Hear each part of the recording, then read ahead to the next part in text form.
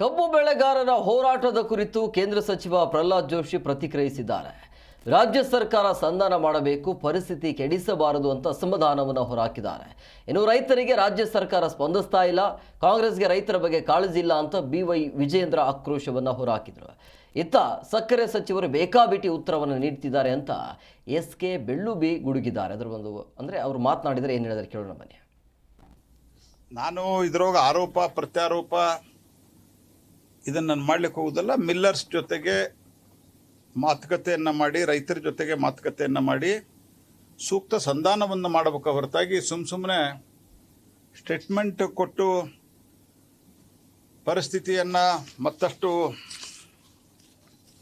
ಅವರು ಕೆಡಿಸುವಂಥ ಪ್ರಯತ್ನವನ್ನು ಮಾಡಬಾರದು. ರಾಜ್ಯ ಸರ್ಕಾರ ಜವಾಬ್ದಾರಿಯಿಂದ ವರ್ತಿಸಬೇಕು. ಈಗಲೂ ಕೂಡ ಕಾಲ ಮಿಂಚಿಲ್ಲ. ಕೇಂದ್ರ ಸರ್ಕಾರದ ಮೇಲೆ ದೂರುವುದನ್ನು ಬದಿಗಿಟ್ಟು ಇವತ್ತೇನು ಮುಖ್ಯಮಂತ್ರಿಗಳು, ಸಕ್ಕರೆ ಖಾತೆ ಸಚಿವರು ಪದೇ ಪದೇ ಕೇಂದ್ರ ಸರ್ಕಾರ FRPನ ನಿಗದಿ ಮಾಡುವಂಥದ್ದು, ಕೇಂದ್ರ ಸರ್ಕಾರ ಇವತ್ತು ಮುಂದೆ ಬರಬೇಕು ಅಂತೇಳಿ ಇವತ್ತು ಹೇಳ್ತಾ ಇದ್ದಾರೆ. ಅದು ಅರ್ಧ ಸತ್ಯ ಮಾತ್ರ. ರೈತರಿಗೆ ಏನು ಬೇಕಾಬಿಟ್ಟು ಉತ್ತರ ಕೊಡುವಂಥದ್ದು ಇಲ್ಲ. ಬಂದ್ ಬೆಟ್ಟಕ್ಕೆ ಏನು ಜಾರಿ ಆಗಿರ್ತೀರ